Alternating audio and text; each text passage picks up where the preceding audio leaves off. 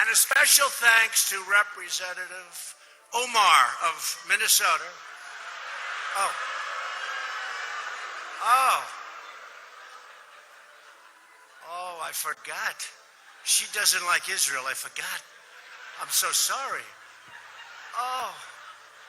No, she doesn't like Israel, does she? Oh. Please, I apologize. On this episode of Just Informed Talk, what if everything that the Democrats thought was wrong? Well, we already know that. But was President Trump cooperating with Robert Mueller from day one?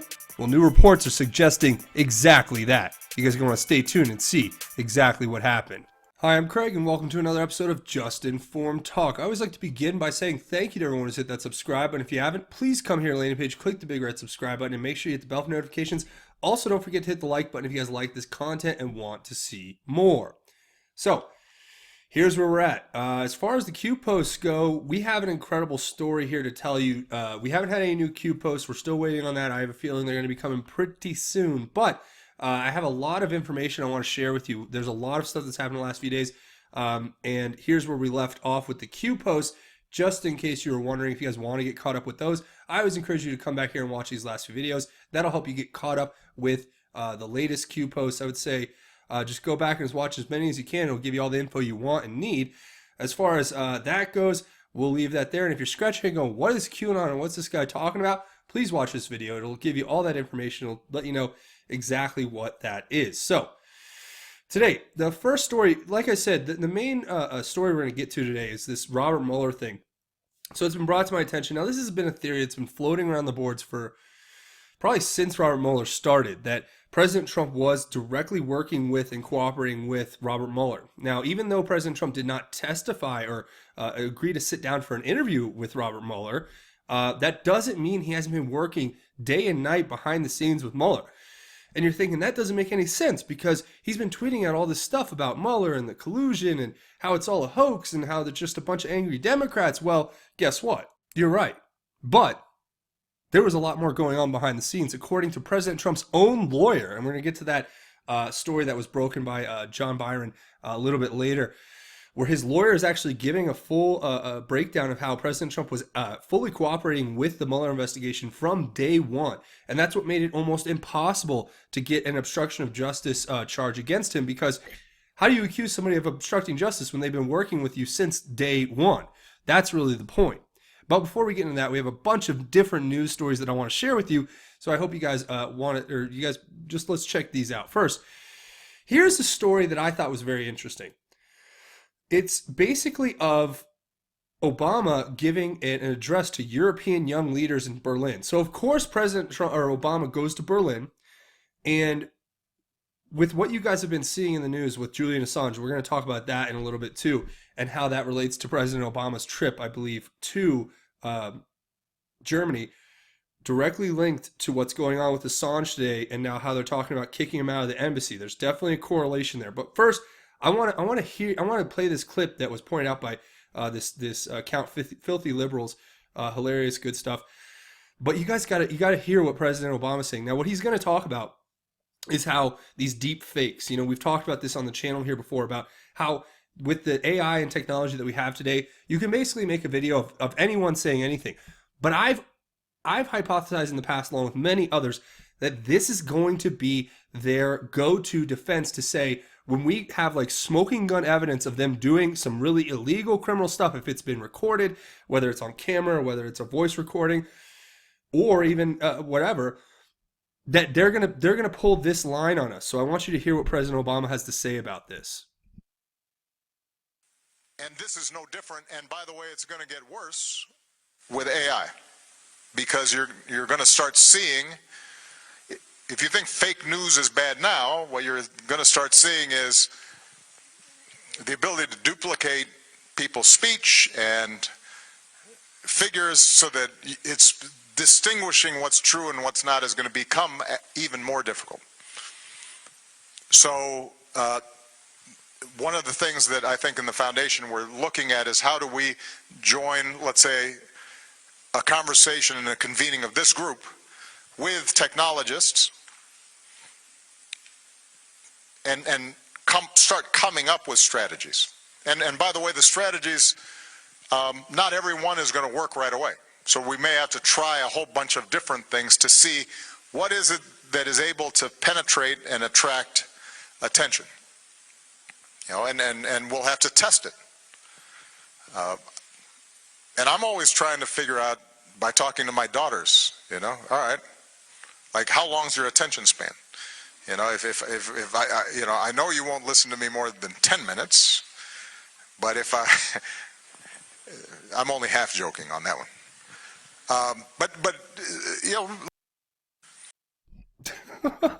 Are you kidding me?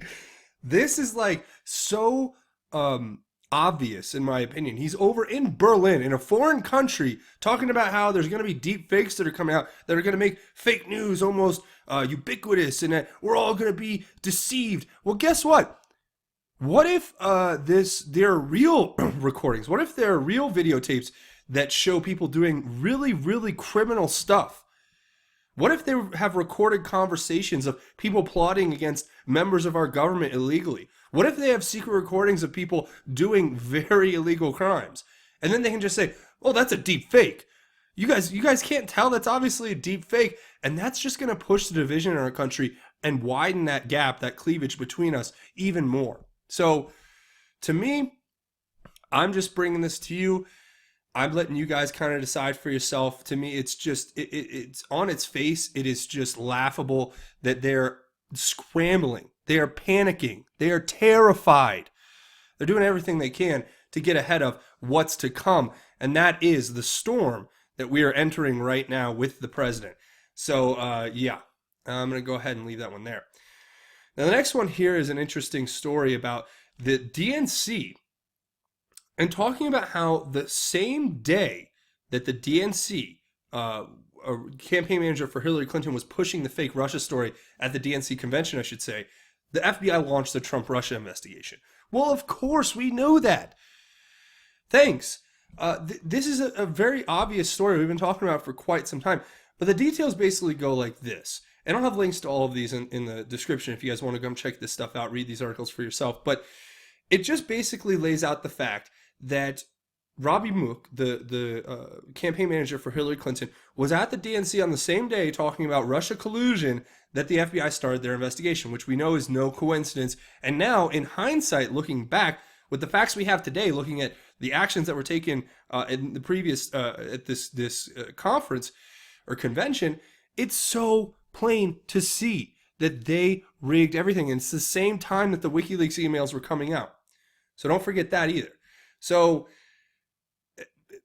you know, you guys can put this together as you may. Here's a great quote from CBS News, who at the time was making this report. Let's read it. The U.S. believes that people working for the Russian government are behind the hack of internal emails at the Democratic National Convention, officials confirmed Tuesday to CBS News. A U.S. intelligence officer told CBS News that the signature of the breach is Russian, and the U.S. government has identified methods and techniques used by Russia in the past, or in past hacks that mirror those used in the DNC incursion. So just take that one right here, this little paragraph right here for starting. We already know that the intelligence agencies can fake these identifiers that they use to say, well, it's Russian hack, obviously, because we've seen these markings that indicate Russia. Well, we already had reports come out that said that the intelligence agencies were more than able and capable to mimic and fake those markers, so that you can basically throw out the window there. And let's keep going. It says, quote, "We understand how hack groups use the internet to attack. The pattern and launch point used before the Russians is similar to the DNC attack." Oh, great, thanks, an official said. Cyber analyst quoted by the Associated Press, Michael Burotowski, with Fidelis Cybersecurity, which investigated the hack, said he was near certain that Russia was the culprit based on the use by hackers of, quote, Russian internet addresses, Russian language keyboards, and the time codes corresponding to business hours in Russia, as well as the sophistication of the hack, unquote, according to the AP. The official also said that, quote, DNC was told before the convention that something was going on, unquote, but, quote, they took some time to respond. I wonder why.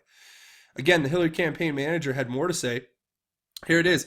Quote, Hillary Clinton's campaign manager, Robbie Mook, has said that he believes Russian hackers are behind the disclosure and they did it to benefit Donald Trump. He cited experts quoted in the Washington Post and New York Times, two most reliable sources in media, of course, who believe, quote, that the Russians have the information. They were the ones who turned it over to the WikiLeaks and other hackers to push out to harm Secretary Clinton and help Donald Trump, unquote. And this article goes on to write, funny, but at the same time, the FBI kicked off its corrupt Trump-Russia collusion investigation. Yes, at this exact same time, the FBI started its fraudulent investigation into candidate Trump. Was the U.S. intelligence officer that leaked this story to CBS the corrupt agent Peter Strzok, or was it Paramore, the corrupt Lisa Page? So what this story is saying is that these intelligence officials who were giving all this information to the New York Times and the Washington Post that was then used by Hillary Clinton's campaign manager, Robbie Mook, to basically frame or to insinuate and suggest that there was ample evidence that the Russians were the ones behind the hacks at the DNC, that was predicated for that was used as a predicate for the investigation into President Trump with this Russia collusion, and it was pushed by Peter Strzok and or Lisa Page possibly. Which would make perfect sense because both these people showed extreme animus toward the president. So, there's that. Here's a nice little doozy of a story. Apparently, court papers are now showing that, or in other news, I guess I should say, court papers are now showing that Christian Gillibrand's father worked for the NXIVM sex cult. I can't make this stuff up. This is a real report that just came out. What it's basically saying, he was being paid $25,000 a month back in 2004 for around 4 months to work for the NXIVM sex cult, whatever you want to call it, the one that's been very much brought up in the news lately for torturing women and enslaving women and human trafficking women and branding women, just all types of sick and disgusting things, right? But apparently her father made about $100,000 from them back in 2004, and then he got more money to try to get away. Something like he got in and then he wanted to get out. I don't know what. This is just a weird story, and I'll leave a link to it if you guys want to read it, but I just thought it was interesting. In other news, Devin Nunes is to send 8 criminal referrals to the DOJ concerning leaks, conspiracy amid Russia probe. Now, this still goes directly back to what we were talking about with Hillary Clinton and the DNC and the WikiLeaks and then the Trump-Russia collusion thing. And what the article goes on to lay out is that Devin Nunes has identified 3 major crimes that may have been committed, and they kind of are put in a different way. But first of all, here's a quote from Devin Nunes where he says, and I'll leave a link to this article if you want to read the full thing. I'm kind of giving you the breakdown. It says, we're prepared this week to notify the Attorney General that we're prepared to send those referrals over. And it says, first of all, of these are all classifier sensitive. 5 of them, and they're talking about the 8 referrals, 5 of them are what I would call straight up referrals, so just referrals that name someone and name the specific crimes. And it says, quote, those crimes are lying to Congress, misleading Congress, leaking classified information. So 5 of them are those types. So if you keep reading the story, it says here, and it says, there are 3 referrals that I think are more complicated. So on the first one is FISA abuse and other matters. We believe there was a conspiracy to lie to the FISA court, mislead the FISA court by numerous individuals that all need to be investigated and looked at that. And we believe the relevant statute is the conspiracy statute. The second conspiracy one is involving manipulation of intelligence that could ensnarl many Americans. Yeah, this is those 2 are talking about both the illegal abuse of the FISA court by using unverified intelligence and misrepresenting the facts and evidence to a FISA court judge to get him to sign off on these surveillance warrants. The second thing is talking about how the intelligence community itself was manipulating information and then putting it out to the press, obviously, in order to push a narrative. And if you keep reading, it goes on to say, the third is what I would call a global leak referral, Nunes said. So there are about a dozen highly sensitive classified information leaks that were given only a few reporters over the last 2.5+ years. So we don't know if there's any, or if there's actually been any leak investigations. that have been open, but we do believe that we've got pretty good information and pretty good idea of who could be behind these leaks. And just going further, I think this was kind of the important part here of this whole article. It says, Nunes noted that the 8 criminal referrals could involve more than 8 people, and that a conspiracy referral could involve a dozen or 24 people. He added that more referrals could be coming. Quote, I think it's impossible to ignore, Nunes said. Quote, if the Mueller team was busting people for lying to the FBI, there are some pretty simple times when people lied to Congress for the sole purpose of obstructing our investigation. That's it, guys. I mean, and then the story goes on to talk about how they were monitoring General Flynn's communications and how Donald Trump Jr. had his testimony leaked by who he believes as a 99% chance was Adam Schiff, because he says, this is the great quote from Donald Trump Jr. here. He says, I came out of testimony at 8 at night, and CNN is running quotes from noon about my testimony. That's literally, so he testified all day. It's like 8 or 10 hours or something in Congress. And he said he got out at 8 o'clock. He's watching CNN, and they're literally putting quotes from his closed-door testimony, which is supposed to be classified, on the chyrons and screens on CNN. And I wonder where that came from. So that's kind of the story, and then it talks about Peter Strzok and Lisa Page and what they were doing too. So you guys can read the story if you guys want to get all the actual details out of it. But that is basically the gist of what's coming down the pipeline there. Now, here's another one that we wanted to talk about. So this is what we were talking about earlier about how President Obama's in Germany meeting with Angela Merkel. And this is all happening right as we're seeing the story develop about getting Julian Assange to be basically kicked out of the Ecuadorian embassy and then extradited, presumably to the U.S. to face charges for leaking and promoting and pushing classified intelligence that's a huge crime. Now, what do I think about Julian Assange? Well, it doesn't really matter what I think about Julian Assange. Julian Assange did what he did. There's 2 ways you can look at Julian Assange and his actions. You can say, yes, what he did was necessary, and it was whistleblowing, and it was him exposing the corruption that was happening behind the scenes. At the exact same time, you could call it treasonous, I guess it would be a violation of multiple federal laws with regard to classified information at minimum.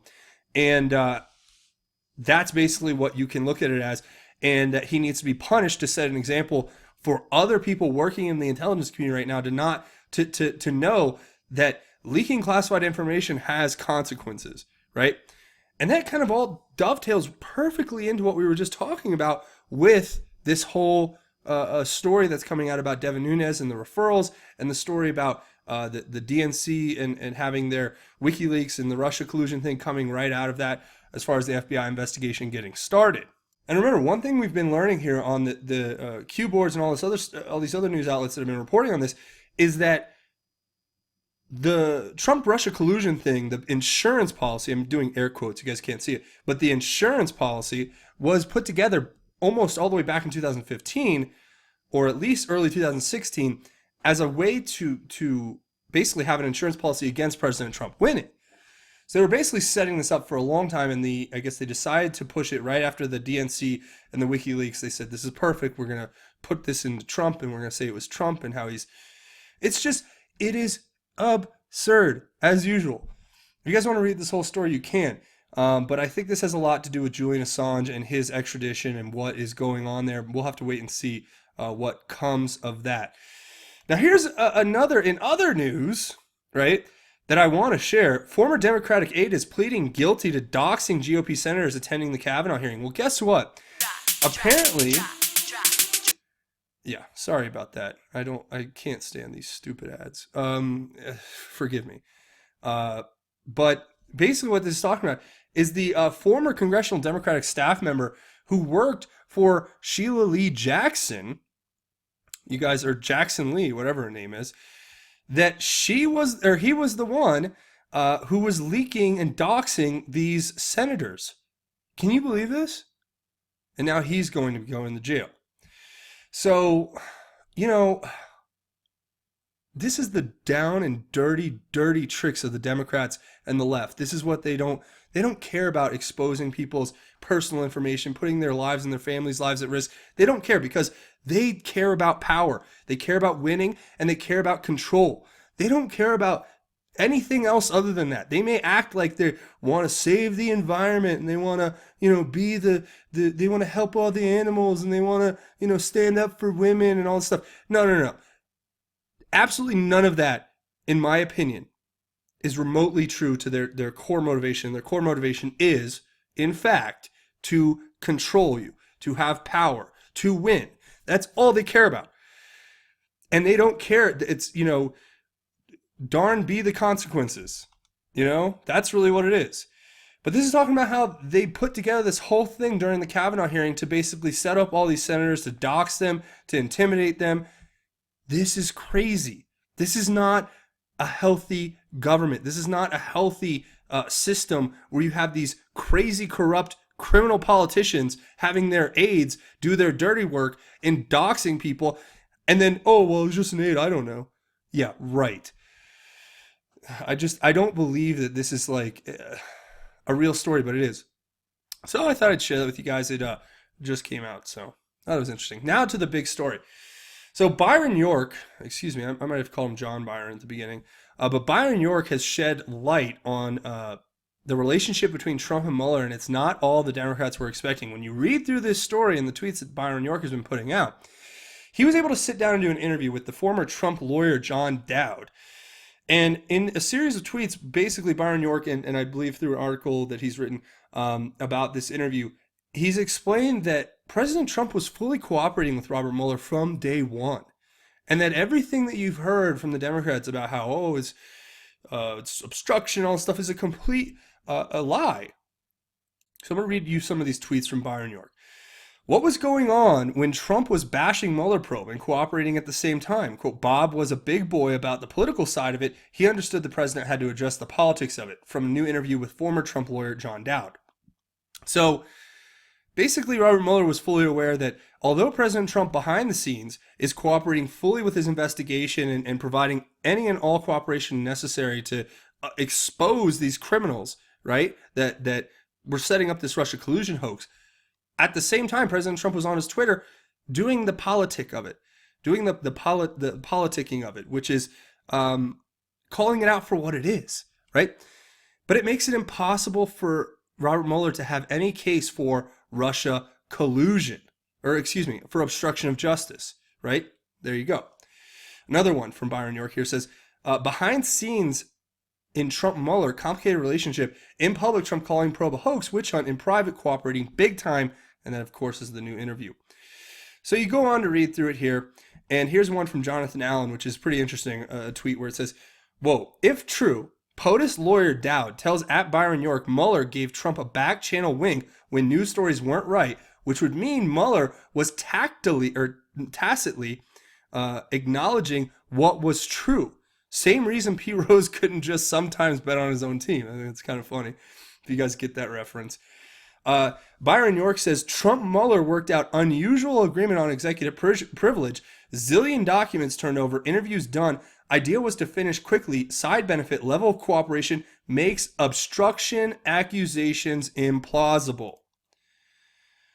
Here's another one. Trump declined interview with Mueller. Mueller didn't subpoena. Reason one, he had no underlying crime. Oh, I wonder why. Because there was nothing there. Nothing burger. Two, extensive cooperation made SB a problem, which is, I guess, like disambiguation, which is like being able to prove that, basically being able to prove, like what it says here, that Mueller couldn't show info was available nowhere else, right? So basically that the information that he needed to get from the president was not available everywhere and anywhere else besides the president. So those are a few things. That's the interesting story. I'll leave a link to this story if you guys want to read it. A friend shared this with me, and I think it makes perfect sense. If you look at a lot of what Q's said in the past about Mueller, you may be able to glean that everything is basically a part of a movie. This was a part of the movie. It was us, optically on the outside looking in, it looked like President Trump had this adversarial relationship with or toward Robert Mueller, but in reality, he's working behind the scenes day in, day out, giving him 1.5 million documents and basically laying out for him, this is how the Russia collusion hoax got started. These are the players involved who tried to frame me. These are the people who hated my guts and were setting me up since 2015. Here's the FBI putting together an operation to go over and do Crossfire Hurricane in London, where they meet up with Christopher Steele and get all the information ready. Here's the FBI taking that information to the FISA court to get a warrant on Carter Page and George Papadopoulos in order to go after my campaign. I mean, that's what was going on behind the scenes. That's why this is incredible, because not only do you have Huber working behind the scenes, John Huber with Michael Horowitz, the IG, and they're working on the new IG report, and they're working on different investigations, and hopefully they've impaneled some grand juries and are going to be making some indictments unsealed. At the same time, you have Robert Mueller working with the president, basically hand in hand. There you go, guys. I think that that's an incredible story, definitely worth sharing. So I hope you guys enjoyed this episode. A few things before we go, like I always do. First of all, if you want to help out the channel, please hit that subscribe button. Make sure you hit the bell for notifications. And if you guys like this content and want to see more of it, go down and hit the thumbs up button. That's the like button. It lets me know that you like this content and want to see more of it. I know I took a couple of days off. It was great, though. I thank you guys for your patience. I took a couple of days off. I haven't taken like an actual 2 days off in what feels like months. So I got some great stuff done, and we did some family stuff, and I tell you what, I feel like a new man, and I'm very blessed to be back here with you guys, and I thank you for your support. Also, don't forget to watch these videos, share them on your social media, and don't forget to leave your thoughts, theories, and insights below, because I want to hear what you guys have to think about everything that we just went over here today on the channel. So here we have President Trump's Twitter, but I'll take you over to mine. If you guys want to help out the channel, a few great ways to do it. Come find me over here on Twitter at JustInformYou. For some reason, they have frozen my Twitter followers. I have not. Maybe nobody's wanting to follow me, but all of a sudden, like, I hit some number, and now I'm like literally, it's been like 4 days, 5 days, and I haven't had one follower. I've actually had people, I had 30, so I've lost 8 followers over the last like 5 days. I don't care, but I just think it's so obvious that these social media companies are gaming the algorithms. Like, as soon as you get to a certain point, they just say, screw you, we're going to turn off your channel, we're going to turn off your voice, we're going to shadow ban you.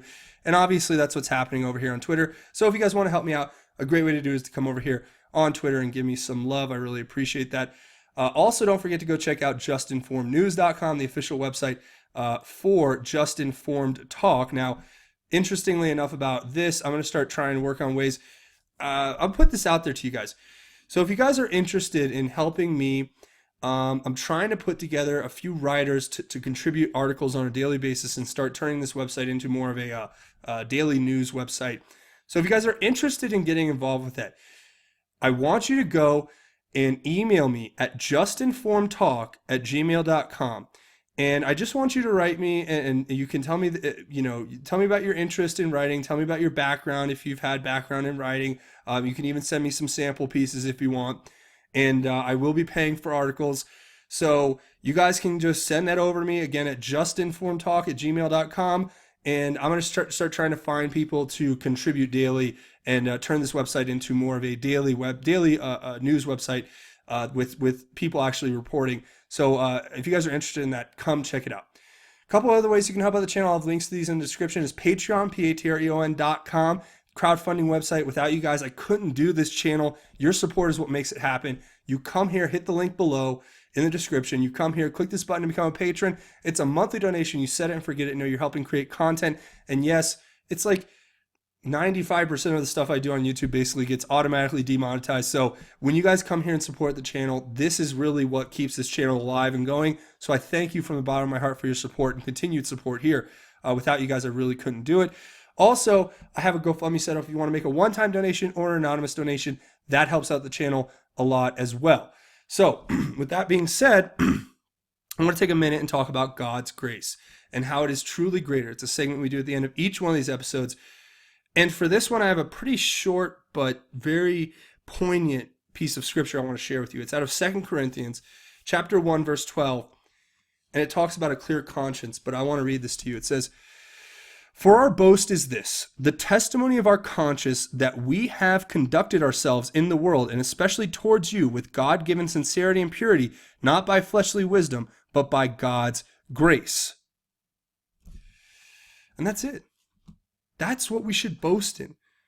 Our testimony should be that we've come with a clean conscience to testify about God's greatness. And that we've put out that word and that faith and that message. We've spread it out with sincerity and purity. Not by what's here in this fleshly world, but by God's incredible grace that we see all around us, right? And that wisdom that we get from God's grace. That's what I ask for every day. My prayer is always this: God, grant me the wisdom, the strength, and the courage to be your most humble servant. And in giving me those things and granting me those strengths, then I can be the man that God needs in the world. But that makes me the man that my family needs, that makes me the man my friends need, that makes me the man the world needs. And that's how we should all look at it. So remember, if you're going to boast in anything, boast with a clean conscience in God's sincerity and purity, and put God first and not this fleshly world. So that's where I'm going to leave it. I want to say thank you guys for watching this episode of Just Informed Talk. Again, I always say, now's a great time to do it. If you haven't already, come here, click the big red subscribe button, make sure you hit the bell for notifications, hit that like button if you guys want to see more of this content, but that's going to be it for me. I want to say thank you for watching Just Informed Talk. My name is Craig. Godspeed, and God bless each and every one of you, Patriots.